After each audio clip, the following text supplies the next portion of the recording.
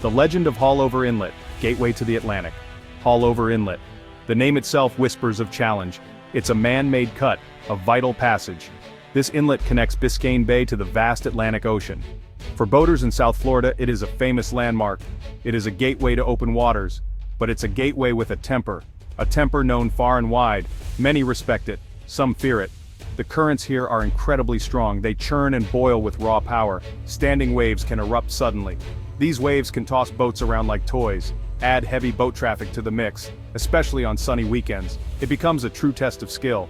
Haulover is a proving ground for boaters. It's also a thrilling spectacle for those on shore. People line the jetties and the bridge. They watch the drama unfold daily. YouTube is filled with videos, boats struggling, boats succeeding. Understanding Haulover's fury. The forces at play. To navigate Haulover, you must understand it. The primary force here is the tide. Water rushes in during an incoming tide. It floods Biscayne Bay with ocean water. Then it rushes out on an outgoing tide.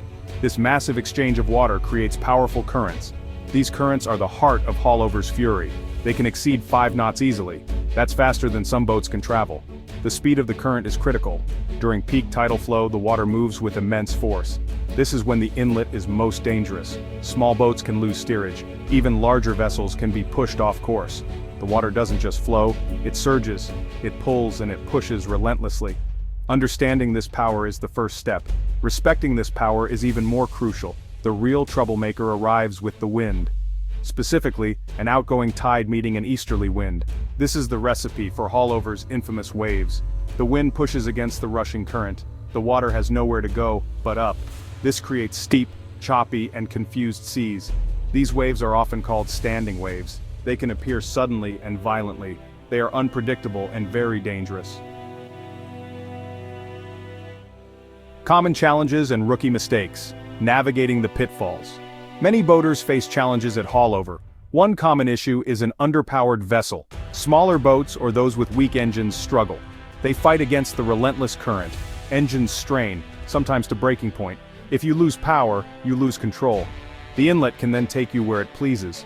This often means trouble against the jetties, or into the path of other boats. Inexperience is another major factor. New boaters often misjudge the conditions. They might not understand the inlet's true power. Panic can set in when things get rough. Overcorrection with steering is a frequent mistake. Not knowing your boat's limits is also critical. Every vessel handles differently in rough seas. Pushing beyond those limits invites disaster. Haulover Inlet is not the place for learning by trial and error. Ignoring weather forecasts is a cardinal sin.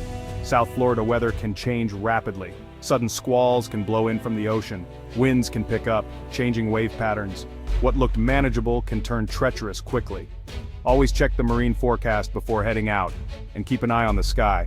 Getting caught unprepared is a common path to problems. A good captain always respects the weather. Section 4. Your pre-inlet checklist, gearing up for success. Preparation is key to a safe Haulover transit.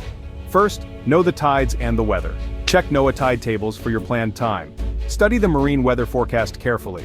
Look for wind speed and direction. Plan your transit around favorable conditions if possible. Slack tide offers the calmest passage. Avoid an outgoing tide with strong onshore winds. This knowledge is your first line of defense. Next, ensure your vessel is ready. Perform a thorough pre-departure check.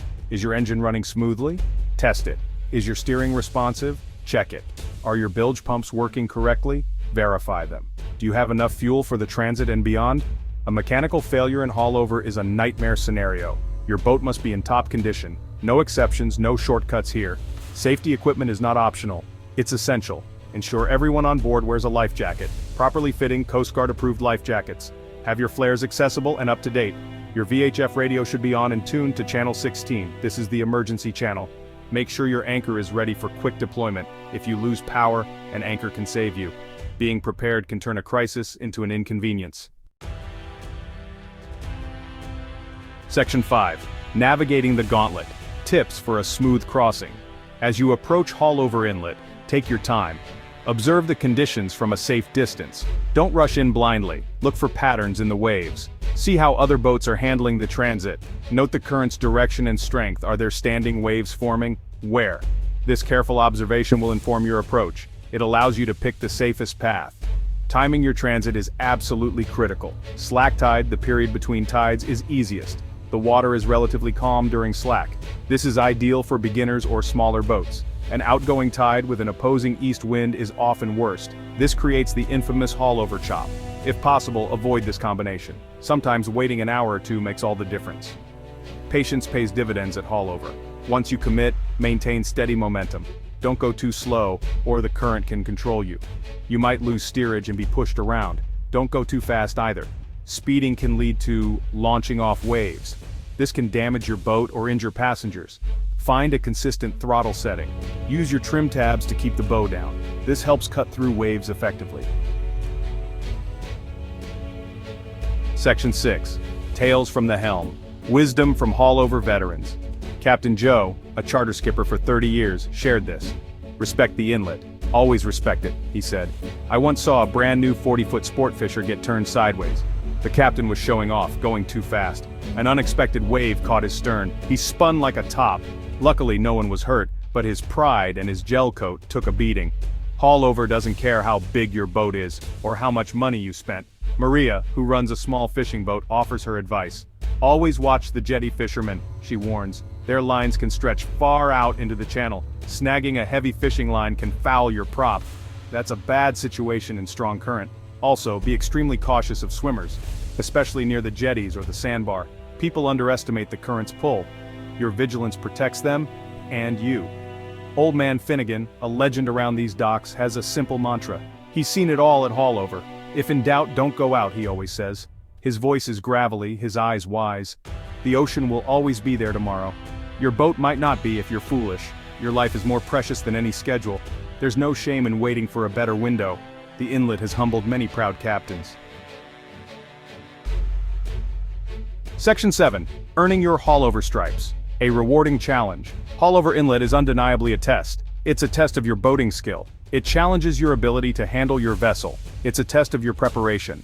Did you do your homework on tides and weather? Is your boat and safety gear truly ready? And it's a profound test of your judgment. Knowing when to go and when to say no. Passing this test is a significant achievement. There's a unique feeling of accomplishment. It comes after safely navigating haulover's waters, especially if conditions were challenging. A sense of pride washes over you. You faced the fury and you prevailed. The stories you'll tell will carry weight. You've joined a select group of boaters, those who understand and respect this powerful place. This feeling is part of haulover's enduring appeal. This journey is not about conquering nature. You cannot conquer Haulover Inlet. It's about understanding its immense power. It's about working with the elements, not against them. Respecting the forces of tide and wind. Learning to read the water's language. This respect is the foundation of safe boating. Haulover teaches this lesson profoundly. It demands humility and careful attention. So, are you ready to take on the challenge?